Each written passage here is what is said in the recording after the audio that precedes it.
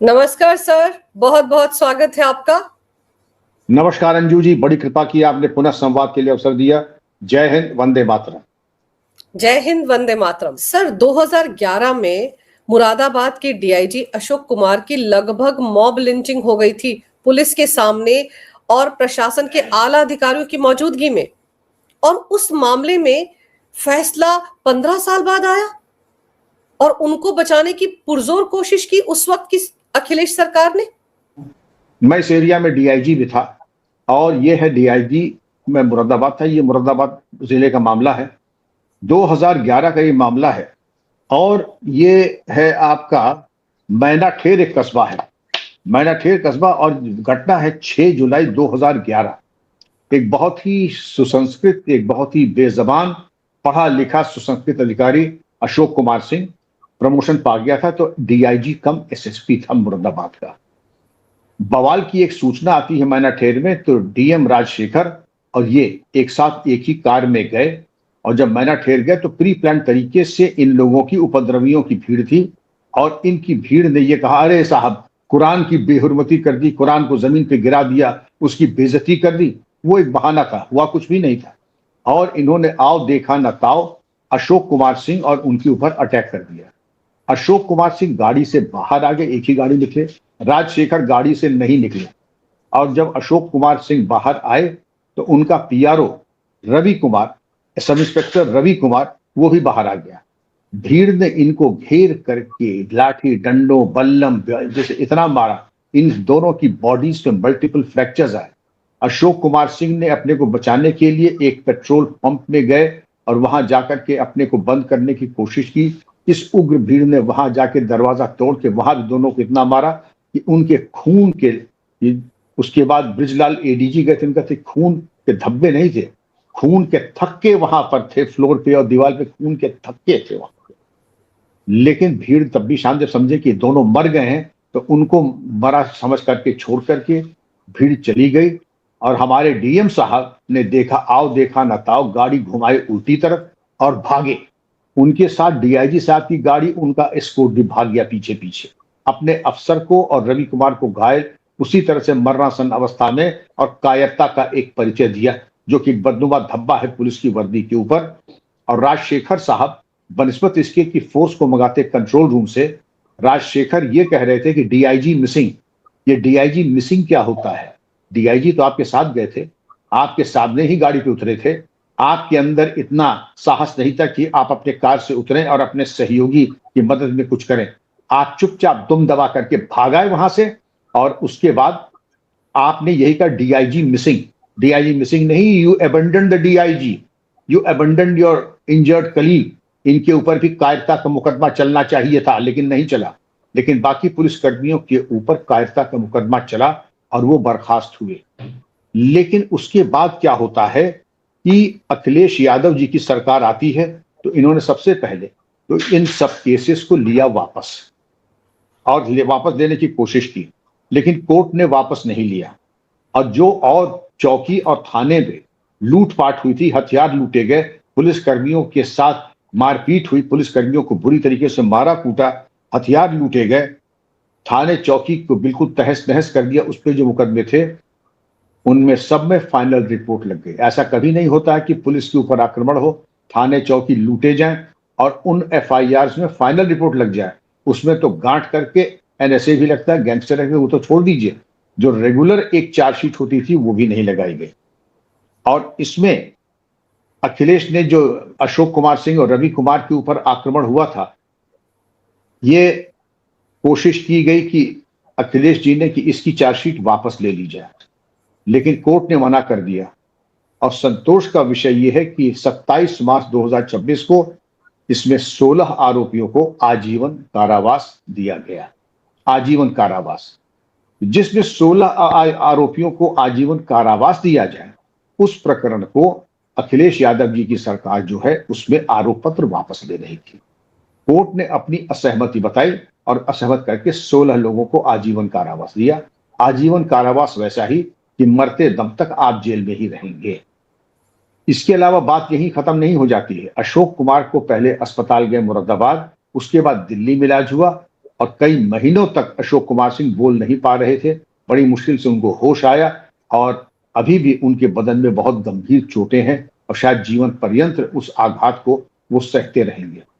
कहां पर एक इन्होंने शौर्य दिखाया, कहां पर अशोक कुमार सिंह ने कर्तव्य की उत्कृष्टता को प्रदर्शित किया, और वहीं दूसरी तरफ उनके काउंटर पार्ट आईएएस अफसर वो चुपचाप भाग लिए वहां से, और भागे अकेले ही नहीं, फोर्स को भी लेके भागे। यहीं पे बात खत्म हो जाती तो बाद में कह देता सही, लेकिन जिन पुलिस कर्मियों को बर्खास्त किया गया था बुज़दिली में, जो अपने अफसर को छोड़ के चले आए थे, उनको बहाल किया और बहाल करके उनकी पोस्टिंग और अच्छी मनमाने तरीके से कहां पोस्टिंग की गई, गाजियाबाद, नोएडा, वहां पर था।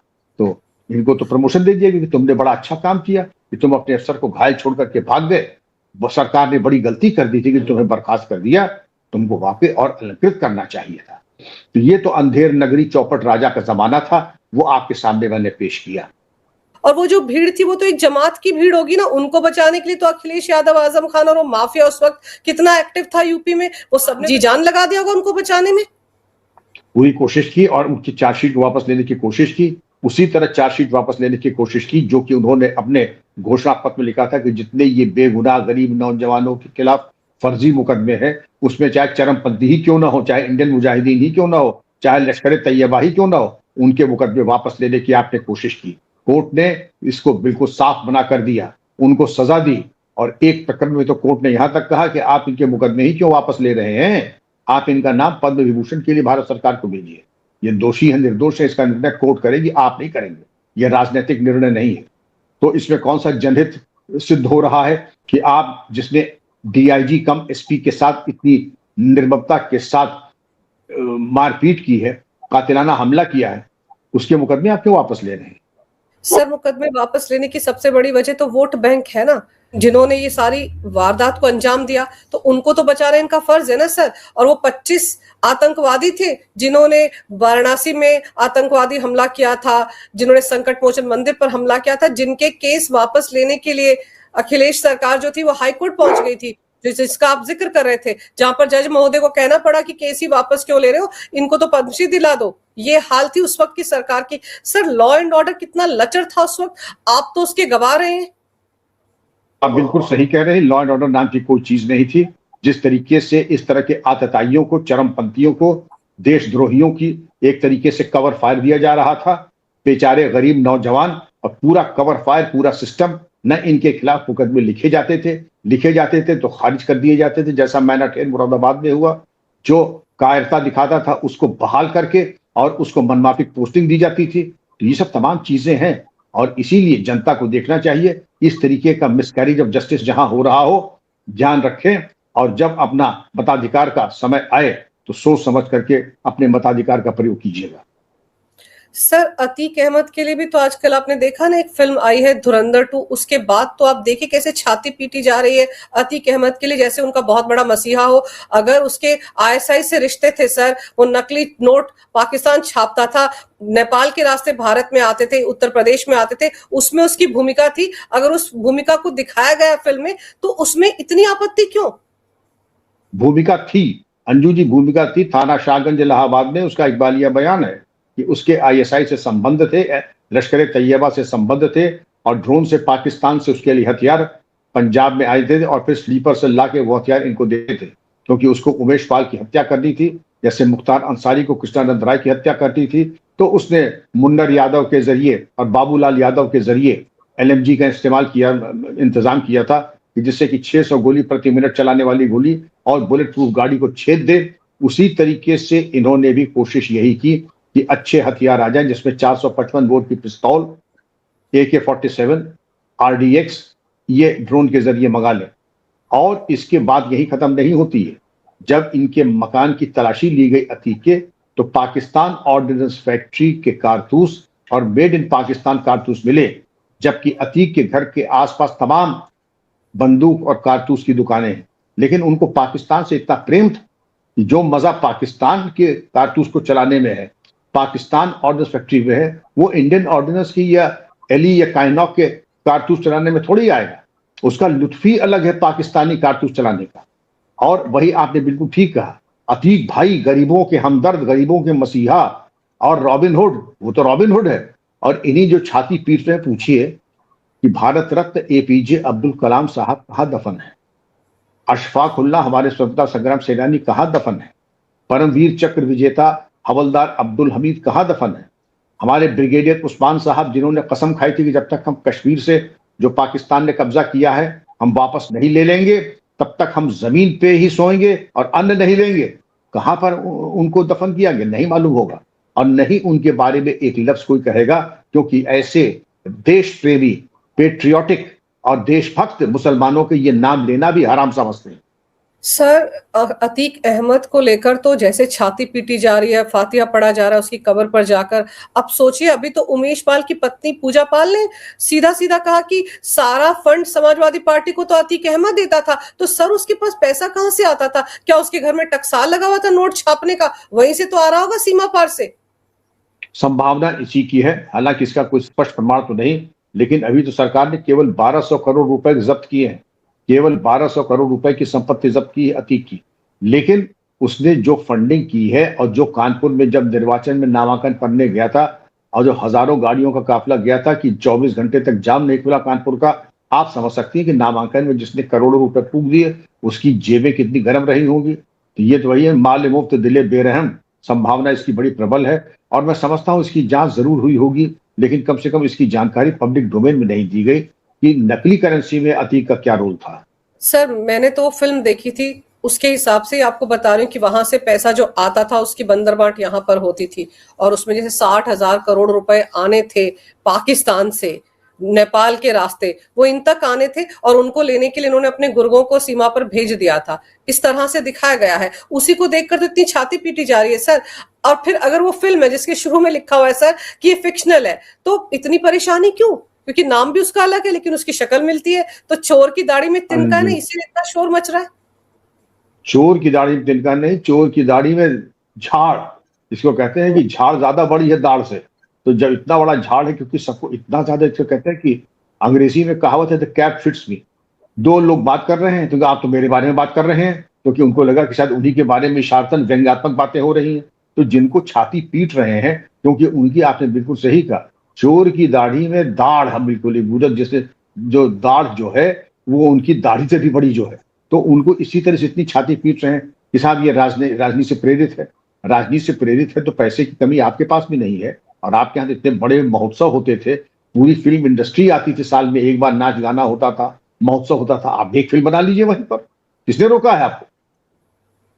बिल्कुल सर, सैफई महोत्सव होता था, कितने प्राइवेट जेट्स में सवार होकर बॉलीवुड का एक एक स्टार सैफई पहुंचता था, ऐसे गांव देहात वाले इलाके में सर, जहां विकास के नाम पर आज भी बहुत कुछ नहीं हुआ होगा, लेकिन वहां पर ये महोत्सव होता था। तो सर वो पैसा भी तो कहीं से आता होगा ना, इसीलिए मुझे पूजा पाल की बातों पर यकीन होता है कि फंडिंग शायद अतीक अहमद के जरिए ही होती होगी सर। अतीक अहमद आकंठ इस तरीके के भ्रष्टाचार, राष्ट्र विरोधी गतिविधियों में संलिप्त था और उसको कवर फायर देने वालों की कमी नहीं है। एक कांग्रेस आय के सांसद हैं, वो कहते हैं कि तो मेरे अब्बा हैं, पता नहीं क्या मजबूरी उनकी कि अब्बा बना लिया उनको। इसी तरीके से तमाम लोग, गरीबों के मसीहा, रॉबिन हुड, और क्या क्या आप उपमा और देंगे। आपने रॉबिन हुड का भी अपमान कर दिया अतीक को कह करके। ये था अव्वल दर्जे का चोट्टा, बाप थे इसके तांगे वाले, नाम था फिरोज, और ये जो ट्रेन से कोयला गिरता था, पहले तो कोयला बीन करके उसकी चोरी करता था, फिर और बड़ा चोर हुआ हो। ऐसे चोट्टों को आप हीरो बना रहे हैं अपने। अरे कुछ तो रहम करो अपने आप के ऊपर, तुम्हारी औलाद भी तुम्हें कोसेंगी। किसको रॉबिन हुड कह रहे हो, किसको गरीबों का मसीहा कह रहे हो? सर एक एक करके कितने सारे माफिया हुए हैं। मैं प्रयागराज के बहुत से लोगों से जब बात करते तो कितनी सारी कहानियां पता चलती है अतीक अहमद के आतंक की, कैसे कैसे लोगों को चौराहे पे खड़े होकर तेजाब से नहला दिया। ये एक दो की बात नहीं, ये बहुत लोगों की यही किस्सा है। और यहाँ तक औरों की छोड़ दीजिए, एक बड़ी प्रतिष्ठित पारसी परिवार था इलाहाबाद में, मैं तो चूंकि जानता हूँ, और उसमें होटल फिनारो था कैंट एरिया में, हाईकोर्ट के बिल्कुल बगल में। पैलेस थिएटर था अंग्रेजों के जमाने में, जहां उस थिएटर में सोफे लगे रहते थे, और बिल्कुल मतलब ब्रिटिश कालीन एरिस्टोक्रेटिक। इनकी नजर पड़ी अतीक मियाँ की, तो उन्होंने बिल्कुल एक तरीके से बाबा को, जिसको जो पारसी बाबा थे, उनको धमका दिया कि ये हमारा हो गया।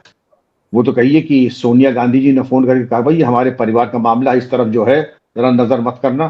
तो शायद इन्होंने, अतीक साहब को समझ में आ गया कि ये इस बार नहीं कर पाएंगे, लेकिन उन्होंने किसी को बख्शा नहीं, क्योंकि पैलेस थिएटर होटल फिनारो पसंद आ गया, बस उनका कि बस अब इस तरफ जो है कुदृष्टि कर लो। तो ये तो बहुत ही ज्यादा इनके जुर्म है। लेकिन अब बलिहारी उनकी जो इनको रॉबिन हुड समझते हैं, गरीबों का मसीहा समझते हैं, सत्यानाश होगा उनका भी, जो अतीक जैसे सत्यानाश हुआ, उनके लिए जो छाती पीट रहे हैं उनका भी भविष्य मुझे अत्यंत अंधकारमय दिखाई पड़ रहा है। सर, आजकल की हवा के बीच में वो जो मुख्तार अंसारी जेल में मारा गया था, जिसके बारे में मैंने और आपने बात भी किया था, हामिद अंसारी का कजन, हामिद अंसारी जो हमारे पूर्व उपराष्ट्रपति हैं, उपराष्ट्रपति जी जी, हाँ, उनके कजन, अब तो उनको लेकर एक नई थ्योरी आ रही है ना कि अरे उनको तो जहर दिया गया था जेल में। उनका वकील कहता फिर रहा है कि मेरे पास तो सबूत है, जबकि हर कोई जानता है फूड पॉइजनिंग से मरे थे वो।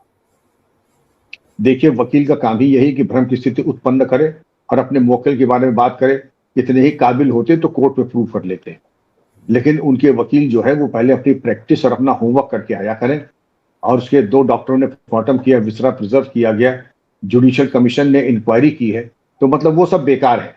ये जिनकी वकालत नहीं चलती है बस, क्योंकि बेरोजगार वकीलों की कमी थोड़ी है। इलाहाबाद हाईकोर्ट में जाइए तो 1% वकील के पास काम है, 99% इधर उधर घुमा करते हैं, बाहर हाईकोर्ट के और कोर्ट्स के खस्ता कचौड़ी खाया करते हैं, बस और कोई काम नहीं उनका। ये हमें लगता है कि वैसे ही बेरोजगार वकील हैं और कयास लगा करके अपने आप की पब्लिसिटी कर रहे हैं। सर, अपनी पब्लिसिटी कर रहे हैं और एक राजनीतिक पार्टी को फायदा पहुंचाने के लिए चुनाव से पहले, अब चुनाव भी तो सिर पर ही है उत्तर प्रदेश के अगले साल, तो फायदा पहुंचाने के लिए इन सब माफिया को एक तरह से जिंदा करने की कोशिश की जा रही है। ये जो तुष्टीकरण की राजनीति है, इसमें आप देखिए कि सीतापुर से जो मामला सामने आया है वो तो बहुत ही चौंकाने वाला है। ऐसा डर है एक जमात का कि अवैध तरीके से बनाई गई मस्जिद को गिराने के लिए आधी रात को सरकारी अमले को वहां पहुंचना पड़ा। आपने बिल्कुल सही कहा कि जबकि एक मजबूत सरकार है, लेकिन 12 साल पुराना अतिक्रमण, वो भी चोरी, उस पर से सीना जोरी। जिला सीतापुर, थाना लहरपुर, और वहां पर एक ग्राम समाज के तालाब के ऊपर एक नाजायज मस्जिद बनाई। आज नहीं 12 साल, हर जगह मुकदमा हार गए। और उसको क्रोनोलॉजी अगर हम लोग चलें तो क्रोनोलॉजी उसको आपको देख के मालूम पड़ा कि हर जगह ये मुकदमा हारे। नोटिस मिलने के बाद इन्होंने अपनी जगह नहीं बनाई और इन्होंने लगभग 1.5 बीघा जमीन, जिसकी कीमत 6 करोड़ की थी, उस पे 1 करोड़ रुपए की मस्जिद बना ली। मतलब आप समझ सकते हैं कि अगर 1 करोड़ कोई निवेश करेगा तो मान लेगा कि हमारी कभी जमीन पे कभी हमको बेदखल नहीं किया जाएगा। तो इस जो ठसक थी, आप ये देख ले कि ग्राम समाज इनके खूंटा गाड़ करके कि जैसे इनके जो है बाप की जमीन हो, वहां पे जाकर के इन्होंने ये अपनी मस्जिद बना ली। तो आपने बिल्कुल सही कहा कि एडीएम, एएसपी, सीओस, कई थानों की फोर्स और 500 कर्मचारी जब गए तो आज सुबह 3 बजे जाकर के इसको बुलडोजर से बिल्कुल ध्वस्त कर दिया। 3 बजे सुबह से लेके 8 बजे सुबह तक ये कार्रवाई चली। तो लोगों ने पूछा आखिर आधी रात को आप क्यों गए थे? तो एडीएम ने यही कहा कि ये जो अतिक्रमण था ये बिल्कुल मेन आर्टरी रोड के ऊपर था, और अगर दिन में हम करते तो तमाशबीनों की जगह, उपद्रवियों का आवागमन, तो यहां पर ट्रैफिक रुक सकता था। तो उन्होंने बड़ी सूझबूझ से, मैं सीतापुर के जो प्रशासन है, चाहे मैजिस्ट्रेसी हो, पुलिस, मैं उनको बधाई दूंगा कि शांतिपूर्ण तरीके से 12 साल के जो पाप की इमारत थी उसको ढहवा दिया। 12 साल पुरानी ये अतिक्रमण है और इलीगली ये ग्राम समाज के तालाब के ऊपर ये बना लिया था। ग्राम सभा ने इसको शिकायत की तहसीलदार की कोर्ट में। तहसीलदार के कोर्ट ने पूरे सभी अभिलेखों को देखा और उसके ऊपर विचार करने के उपरांत उन्होंने कहा कि ये बिल्कुल ही नाजायज है और इसके डिमोलिशन के लिए इनको ऑर्डर दिया। ये 0.2430 हेक्टेयर यानी 1.5 बीघा जमीन थी और बड़ी महंगी बेशकीमती जमीन है। ये 6 करोड़ की जमीन है, 1 करोड़ की मस्जिद बनी है। जजमेंट 6 जनवरी को इसी वर्ष आया था। 15 दिन का इनको समय दिया गया। 15 दिन का समय तो भूल जाइए, इन्होंने आज तक कोई कार्रवाई नहीं की। यूपी रेवेन्यू संहिता की सेक्शन 67 के अंतर्गत ये आदेश पारित किए गए और इन आदेशों के पारित होने के बाद आज प्रातः इनको ध्वस्त कर दिया गया। और इनके जो मुतवल्ली थे, इन्होंने कुछ कहा नहीं। अब इन्होंने जो बनाया था 1 करोड़ में एक बहुत बड़ा हॉल और 4 कमरे। सवाल ये उठता है कि ग्राम सभा की जो तालाब की जमीन थी, सार्वजनिक उपयोग की थी, उसके ऊपर जिस तरीके से सीना जोरी डकैती की तरह से इन्होंने डकैतों की तरह से एक अपनी मस्जिद बना ली और 1 करोड़ रुपए का निवेश भी किया। यही नहीं कि कोई छोटा मोटा टेम्परेरी हटमेंट बनाया हो, पूरा पुख्ता वहां पर एक बड़ा हॉल और 4 कमरे। तो अब अंजू जी, अतिक्रमण तो एक फैशन था, अब ये चूंकि 12 साल पहले बना था, ये आप देख लीजिए कि तब की सरकार किसकी थी, किसकी ने इनको अनुमति दी कि जाकर के छाती पे मुंह दलो जाकर के सरकार पे। और यही बात यहीं पर नहीं है, धामी सरकार ने 12,000 हेक्टेयर जमीन साफ कराई है उत्तराखंड में। अब बहुत ही अच्छा काम हुआ है, लेकिन चोर चोरी छोड़ सकता है, सीना जोरी नहीं छोड़ सकता, हेरा फेरी नहीं छोड़ सकता है। तो वहां पर क्या हुआ, अभी किसी ने फोटो भेजी है कि मसूरी में जंगल की बेशकीमती जमीनों पर बिल्कुल सीरीज में, जैसे लगता है कि जैसे बैरक बनाए हो, कई छोटी छोटी छोटी छोटी कब्रें बन गई, उन पे हरी हरी ताजी चादर लग गई है, हरा हरा नया पेंट लग गया है। ये भी अतिक्रमण का एक बहुत ही एक मॉडल बना लिया है कि जहां चाहो एक मजार बना दो, एक चाहे कब्र बना दो। तो मैं तो ये सुझाव दूंगा आपके चैनल के माध्यम से, सरकार को टेक्नोलॉजी ऐसी आ गई है, बहुत सक्सेसफुली इस्तेमाल भी हुआ है। सबसे पहले सैटेलाइट इमेजिंग, सैटेलाइट इमेजिंग।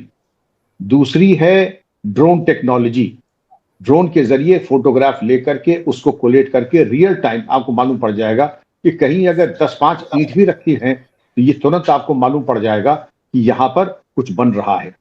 तो आपके पास सैटेलाइट इमेजरी हो गई, ड्रोन टेक्नोलॉजी हो गई, और कम खर्च बाला नशीन आप ऐलान करा दीजिए कि जो कोई भी नाजायज बाजार, मठिया, मंदिर, इस तरह की कोई भी नाजायज चीज की खबर देगा, सरकार उसका नाम गोपनीय रख करके उसको पुरस्कार देगी। अगर ये रिवॉर्ड स्कीम लागू कर दें तो गांव के लोग ही लाके बता देंगे। और ये जरूर कर दें कि जिस गांव में ये नाजायज अगर वो हुआ तो वहां के चौकीदार, वहां के बीट कांस्टेबल और वहां के जो दरोगा इंचार्ज हैं वो सस्पेंड होंगे और वो नौकरी से चले जाएंगे। क्योंकि ये मान के चलिए, बिना ग्राम चौकीदार के, स्थानीय पुलिस के, ये जो आपका बीट कांस्टेबल होता है, बीट सब इंस्पेक्टर होता है, इनकी बिना मिली भगत के नाजायज को, चाहे मठिया हो, मंदिर हो या ये मजार, ये बन ही नहीं सकती। ये सब इनकी नूरा कुश्ती की बदौलत ही चलती है, क्योंकि ये बड़ा जबरदस्त बिजनेस मॉडल है। मैं पहले भी आपको एक्सप्लेन कर चुका बिजनेस मॉडल कैसे है। अगर मंदिर है तो चढ़ावा, कब्र है तो मालूम पड़े जुमेरात को फिर से वही चढ़ावा और चादर और वो प्रसाद चढ़ना शुरू हो जाएगा। तो इन तमाम चीजों के मद्देनजर अंजू जी, ये जरूरी है कि जनता को भी कहें और ये बता जरूर दे, कहीं अतिक्रमण होता है तो स्थानीय पुलिस, बीट पुलिस, ग्राम चौकीदार, वहां के लोगों के खिलाफ भी जो स्थानीय अधिकारी हैं वो भी निलंबित होंगे और कार्रवाई होगी। एक तरफ आप दंडात्मक कार्रवाई करें, टेक्नोलॉजी का इस्तेमाल करें, और आप ये खुद देखिएगा कि इसके बड़े सकारात्मक परिणाम आपको मिलेंगे। बिल्कुल सही कह रहे हैं आप सर। और वो जो 6 करोड़ की सरकारी जमीन पर 1 करोड़ की मस्जिद बन गई, सवाल तो ये उठता है सर कि उसके लिए फंडिंग कहां से आई? उस वक्त तो इनकी अपनी सरकार थी, अखिलेश यादव की सरकार थी, आजम खान वहां पे थे, तो इन लोगों ने क्या ये फंड दिया कि 1 करोड़ रुपया खर्च हो गया उस मस्जिद पर? सर हैरानी की बात है, गांव देहात में 1 करोड़ में एक मस्जिद बन रही है, कुछ तो मकसद होगा। उस हॉल में किसको रखा जाना था सर? ये भी तो सवाल है ना, किनको वहां लाकर ब्रेन वॉश करना था? क्या वहां नकली नोट छपने थे या किसी अवैध हथियारों की फैक्ट्री लगानी थी? ध्यान दें, ये लखीमपुर खीरी से बिल्कुल लगा हुआ जिला है। लखीमपुर खीरी नेपाल की सीमा से लगा हुआ है। ये ट्रांजिट पॉइंट बन सकता था, मुझे पूरा इसका विश्वास है। और आपके चैनल के माध्यम से मैं लोकल इंटेलिजेंस यूनिट और सीतापुर पुलिस को बधाई के साथ ये कहूंगा, ये पता लगाएं कि इनके अभिप्राय क्या था। 1 करोड़ की, 6 करोड़ की जमीन पे 1 करोड़ की मस्जिद कैसे बन गई, उसकी फंडिंग किसने की, और वहां पर किस तरह के लोग आते थे। कहीं ऐसा तो नहीं कि नेपाल के अक्रॉस लोग आकर के, जो नकली नोट की बात आपने की है, मादक पदार्थ की बात हो सकती है, नाजायज हथियारों की बात हो सकती है, ये तमाम चीजें जो हैं ये इस तरीके की जगहों में हो सकती थी। और हमें ये लगता है कि फिर इन्होंने ट्रांसिट पॉइंट या सेफ हाउस, मस्जिद नहीं, सेफ हाउस और ट्रांसिट पॉइंट बनाया। और इसीलिए इनमें जब नोटिस मिलने के बावजूद, नाजायज घोषित होने के बावजूद इस पर कार्रवाई नहीं हुई। और इसके पहले भी मैंने हमेशा ये देखा है कि अगर लोकल अफसरान को अब सजा दे दें, जिनके इलाके में अतिक्रमण हो रहा है, तो अतिक्रमण एकदम से थम जाते हैं।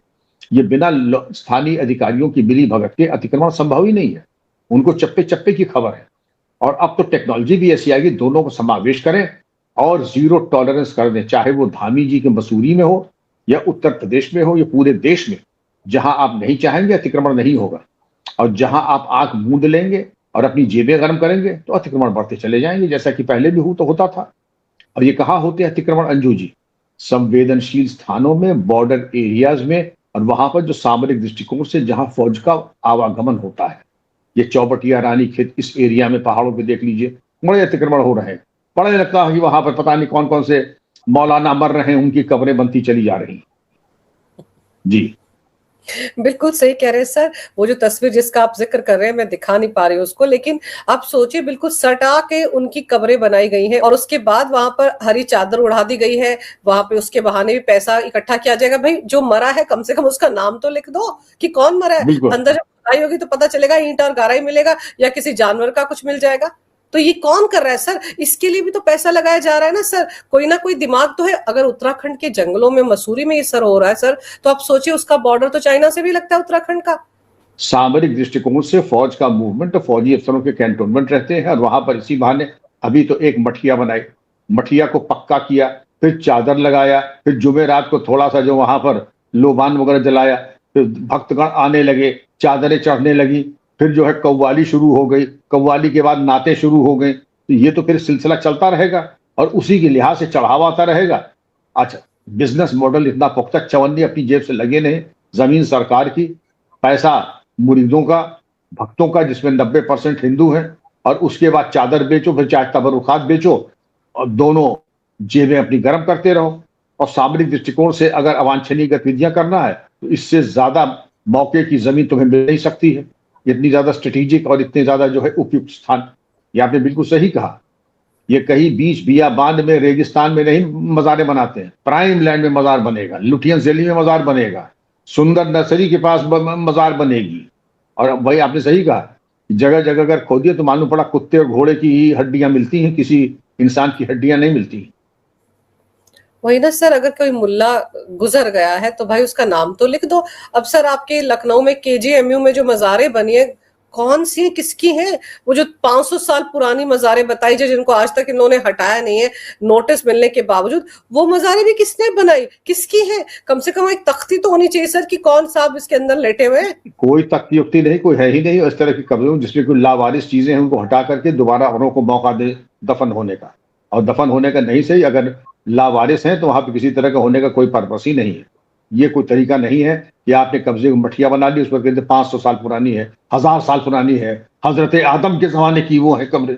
अब तो नया तरीका है ना कि हजरत आदम जो है वो हिंदुस्तान से भी पुराने हैं, इसलिए हम तो हिंदुस्तान में हजरत आदम के जमाने से नई नई फिलॉसफीज आ रही हैं। अब ये देखें कि ये इनका मजहब शुरू कब हुआ। अब हजरत आदम से इनकी लीनियज, इसलिए इनकी मौजूदगी तो हजरत आदम से है, गंगोत्री गौमुख से। लेकिन ये उत्तर प्रदेश की जनता है जो समझती है लॉ एंड ऑर्डर कब जाकर दुरुस्त हुआ है और कितनी मुश्किल से दुरुस्त हुआ है, कितनी मुश्किल से इन माफिया से निजात पाई है उत्तर प्रदेश की जनता ने। जैसे सीतापुर में अवैध मस्जिद बना के रखी थी, उसको आधी रात को जाकर ढाना पड़ा। तो क्यों ढाना पड़ा? पत्थरबाजों की फौज वहां पर पहुंच जाती। और बिल्कुल वैसे ही जैसे ये कांड हुआ है कि इतने बड़े अधिकारी के साथ सर इस तरह से मॉब लिंचिंग लगभग उनकी कर दी गई, तो और उन लोगों को बचाने के लिए भी वही लोग आए जो आज छाती पीट रहे हैं अतीक के लिए और मुख्तार के लिए। तो ये फर्क तो समझना चाहिए इस राज्य की जनता को, कम से कम समझ ले, उसी में उसका हित है। अगर नहीं समझेगी तो वही कहा जाता है, a bad government is established by the good people who do not vote और वोट इनडिसाइसिवली। ऐसे खराब सरकारें इन शरीफ लोगों के द्वारा स्थापित की जाती है जो या तो वोट देते नहीं है या बिना सोचे समझे वोट देते हैं। बिल्कुल सही कहा आपने सर। मुझे उम्मीद है कि लोग इन सब घटनाओं को बड़ी बारीकी से देख समझ रहे होंगे, उनको पुराना समय याद आ रहा होगा और ऐसे में फर्क भी समझ में आ रहा होगा कि योगी राज में अब लॉ एंड ऑर्डर कहाँ है और जितने भी माफिया हैं आज की तारीख में कहाँ है। सर आपने समय निकाला, बहुत विस्तार से इन विषयों पर बहुत अहम जानकारी मेरे दर्शकों को दी। आपका बहुत बहुत धन्यवाद।